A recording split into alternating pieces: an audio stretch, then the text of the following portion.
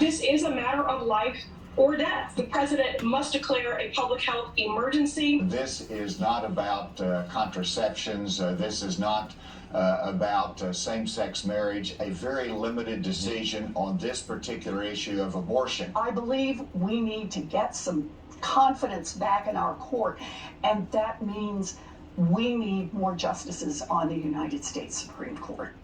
Well, some of the reaction to the Roe versus Wade overturning on Friday. Let's bring in our panel. Guy Benson, political editor at townhall.com, host of the Guy Benson Show on Fox News Radio. Susan Page, Washington bureau chief at USA Today, and former White House press secretary Ari Fleischer. Guy, what you saw from the response from both sides in the wake of the ruling Friday and what it means politically.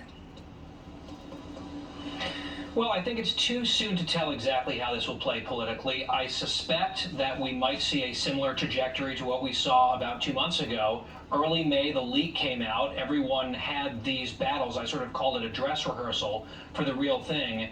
And we saw a significant uptick in chatter on the issue. We saw a little bit of polling come out around that time.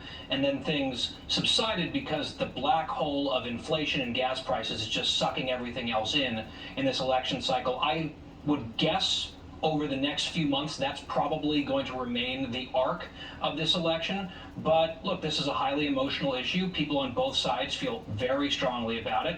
It's now out in the states, so there are going to be debates all over the country about it.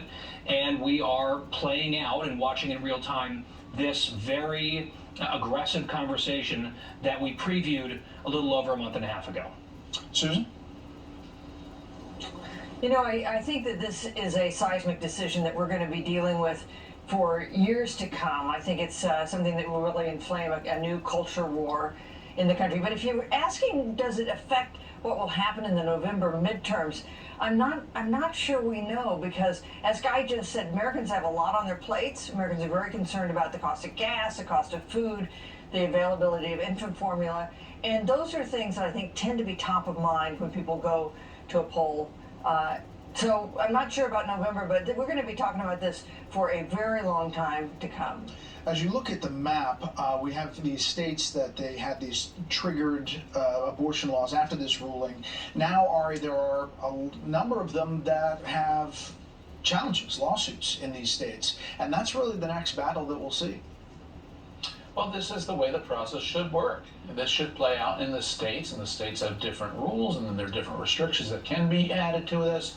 But the fundamental issue is this was never a constitutional right to begin with. And like so many other issues that are not constitutional, there are multiple sides to them, and they get adjudicated by the people's representatives and legislatures. And if there's an appeal, if there's a objection, it goes through state courts. So we are going to see this. And I think at the end of the day, Brett, you're not going to see a dramatic reduction in abortions in America, because the blue states are going to keep on providing them. The red states that previously had made it harder to get an abortion, there just weren't that many abortions in those states to begin with. So the states that are going to be triggered to stop abortion, it's not that great a reduction.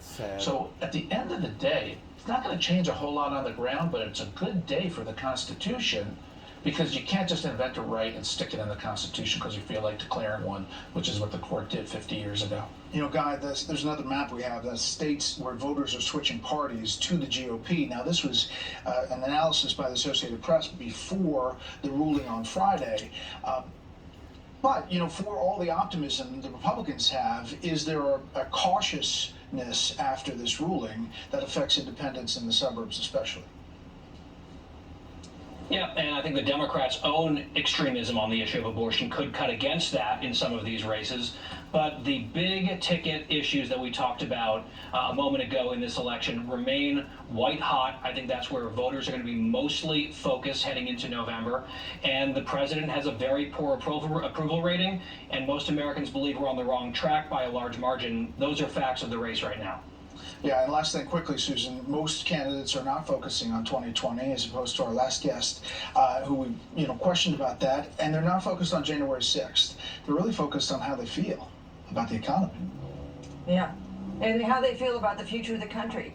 And this is a landscape of concern about the future of the country that favors Republicans. Does the abortion decision upset that? I think we'll have to wait and see. Okay, panel, thanks. Up next, an update on our top story.